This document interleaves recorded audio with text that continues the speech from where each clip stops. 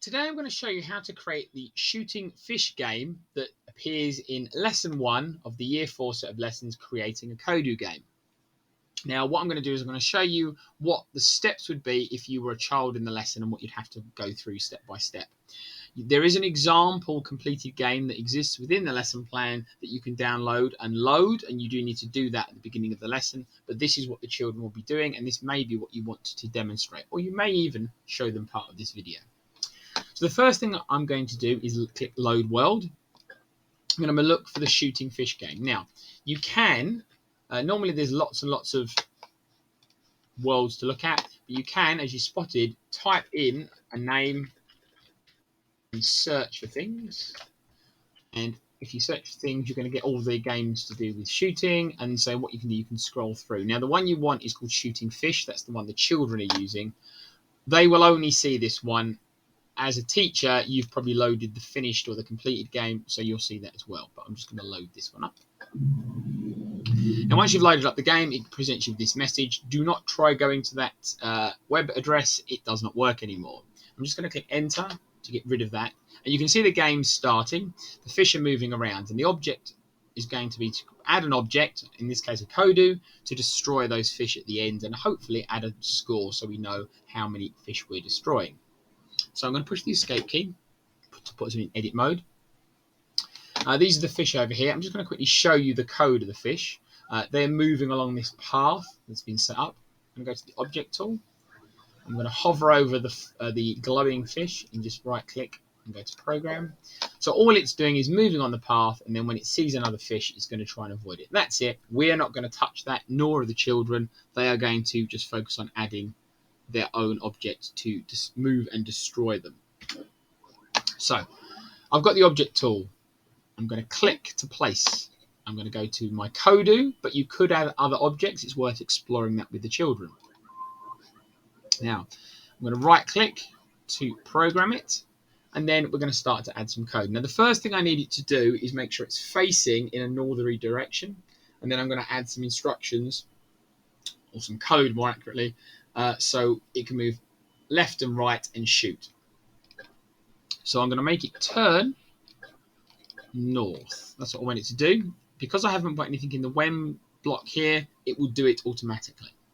Now we're going to start adding some controls to the Kodu. So the first thing I'm going to do is make it shoot when I push the space bar. So I'm going to choose keyboard, miscellaneous, and go to space.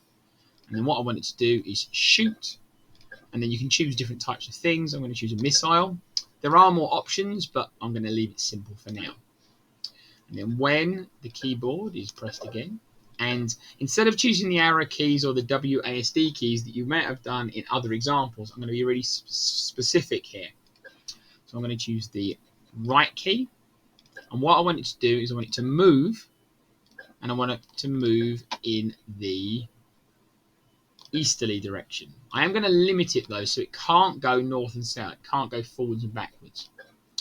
Then I'm going to do the same thing again. Now I can copy this, but I would probably encourage the students to do this themselves. So I'm just going to copy the row and then paste the row. I'm just going to change right to left and east to west. And then that should be ready to go. So let's just push escape and click the play button and see if that works. Once I've got this here, I'll show you how to get rid of that little message in a moment. Push enter. It turned, which is great, and now I can move to the right and left, and I can shoot. And if I'm lucky enough, I might be able to actually hit one of the fish. Now what you'll notice is, if you've played this, that it's quite slow. The reload on the missile is slow. So I'm going to show you a couple of options you might want to change in order to make that a bit better. And also we're going to look at how we can add a score. I'm just going to push escape. Now one of the things we're going to do is, if we go back to object and hover over the Kodu, there's a section here for settings, and under settings there's lots of settings here. I'm using the arrow keys to scroll down, but you can get into missile damage or missile reload time. So I can use the arrow keys or the mouse to change that. So I've made it much quicker, so it reloads every half a second. So that should make the game play a little bit better. So I'm just going to push escape. Now, if I want to change a world setting, you have to go to this icon here. And what I want to do, again, you've got lots of options. I'm just going to make sure that the game starts with nothing. Because currently it's loading the world description, and I don't want it to do that. I just want nothing. So I'm just going to get rid of that. So now, if I play the game, it plays the game straight away, which is great. And I can shoot the missiles much quicker. Okay? Maybe I made the game too easy now, but it just makes the game work a bit better. Now, one last thing we can do is add a score to make it track how many fish we've destroyed. In order to add a score to our program, I'm going to have to go and add a piece of code to the fish. So I'm going to make sure the object tool is selected. I'm going to go to the green fish, the one that's highlighted in green, and then I'm going to go to program. And what I'm going to do is basically say when it's destroyed, when its health goes to 0, I'm going to add something to the score. So when my